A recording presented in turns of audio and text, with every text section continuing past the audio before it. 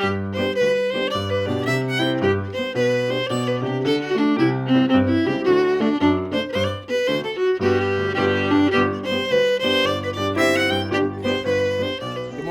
to Hunter's Home. Today we're in the kitchen garden and we're going to be harvesting some peas and some new potatoes.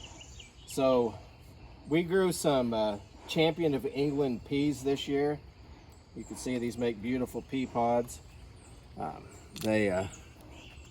We can open them up here. You see we have fresh peas. So we are going to pick a few of these that are nice and full. You can see how the pod is nicely filled out. You can kind of feel the peas in there, as versus a pod that hasn't been fully developed yet. So we're going to pull a few of these, and then we are going to head over to the little patch of potatoes. One of the secrets to peas is that the more vigorous you pick off of them, the more they will continue to produce.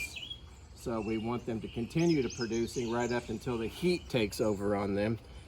But one of the great things about having a kitchen garden like this is that you can eat a lot more seasonally, like they did back in the 1840s and 50s.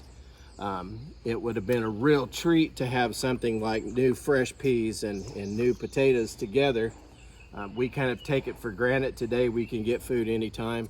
But they ate a lot more seasonally, so the first batch of these you would get would be a real treat, because you probably had not had these since spring of the year last. So we're going to pick a few of these, and then we'll head over to the potato patch.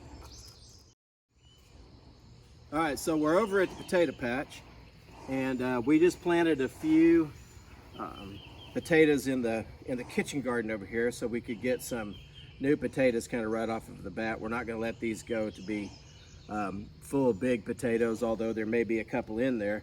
But you can see the bloom has gone off of the plant, so we know that it's produced down there. We've also gone down in there and noodled a few small potatoes out of there, so we know that they're starting to make. And the bottom leaves down in here are starting to die off, so we know that the plant is getting ready to start fully producing down into the potato, into the tuber. So we want to go ahead and get them out of the ground. And we planted about, I think, 3 or 4 in here, starters. So there's 1, 2, 3, 4. Okay, so we have 4. Also, some of these brown spots on the leaves, because we've had a very wet spring, that might be a little bit of blight. So we want to definitely make sure that if it is, we want to get all the potatoes out of there. We don't want to leave any behind, so we don't have any volunteers that might spread a disease to the next time that we plant something here, particularly in potatoes. So we can do this a couple of ways. We know that the potatoes are probably going to be around in this area right here. So if we dig, we use a potato fork or a shovel. We want to set our digging implement back here to the back and kind of go down and underneath of the potatoes, and then we can pull up a little bit and see these are rooted in pretty good. Really need a good potato fork to do this so I don't cleave any in half, but since it's not readily available, I'll make do with my shovel here.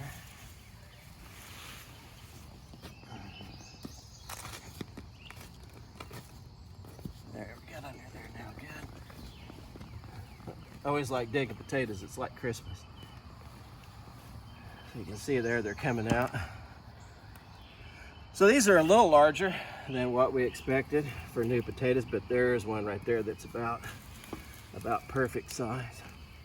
Yeah, there we go.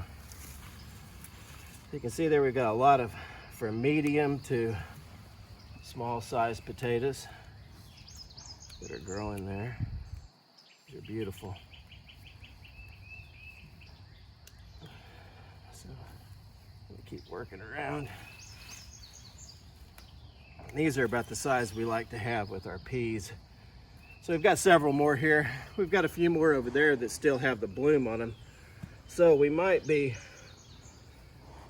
getting a few of the very small ones off of it, but these really produced up good. This soil is some that we have created We piled our compost up here, a little bit of sheep manure with that, let it break down. So we've got a lot of really good loose soil. Soil in this area is very compact. We're kind of on a creek bed, but it's a little bit of a clay base, so we usually don't have a real easy time of growing potatoes or root vegetables out here.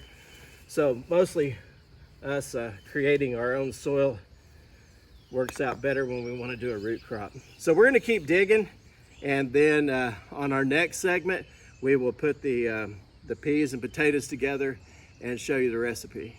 Thank you.